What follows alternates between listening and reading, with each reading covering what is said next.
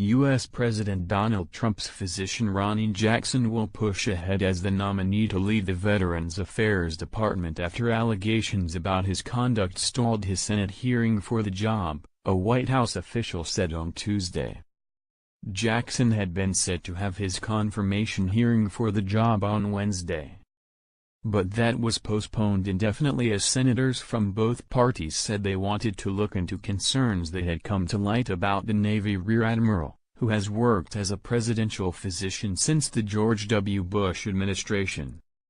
Trump left open the possibility during a news conference that Jackson would withdraw from a political process the president described as too ugly and too disgusting. But Jackson met with Trump late in the day, and afterward a White House official said the doctor would certainly not be railroaded by a bitter ex-colleague.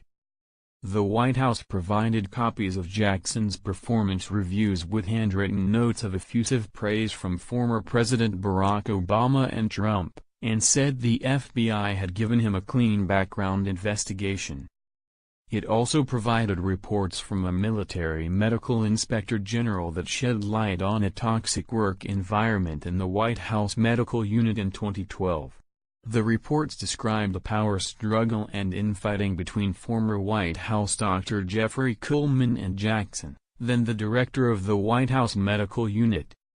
The staff characterized the working environment as being caught between parents going through a bitter divorce, one report said. Montana Senator John Tester, the top Democrat on the committee, told NPR that more than 20 military personnel had come forward with concerns about improper distribution of sleeping pills and drinking alcohol on overseas trips, as well as creating a toxic work environment.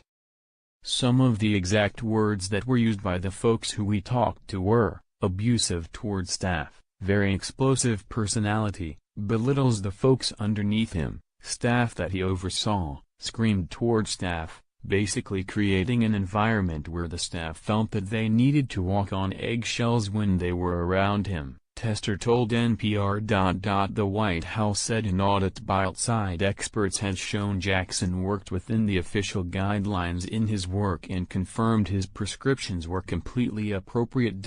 Experience problem Jackson, 50, is an Iraq War veteran trained in emergency medicine who raised his profile in January in a long and glowing news conference about Trump's health after his first presidential medical exam.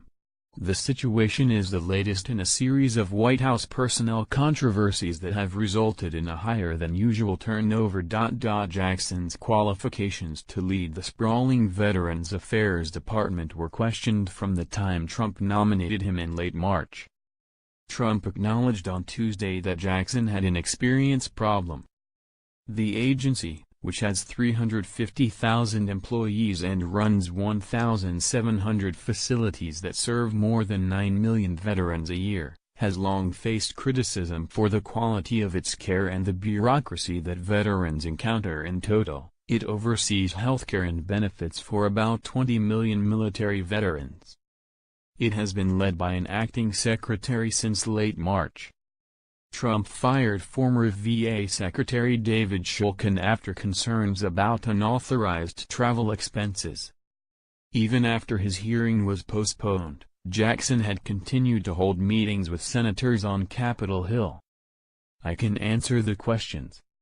I'm looking forward to rescheduling the hearing and answering everyone's questions," Jackson told reporters after meeting with Republican Senator Jerry Moran on Tuesday. Moran told reporters Jackson had denied having done anything wrong. The Senate's calendar might not work in Jackson's favor. There appeared to be little chance the committee would hold a confirmation hearing this week. On Saturday, Congress begins a 9-day recess, which is a long time for any embattled presidential nominee to be in limbo.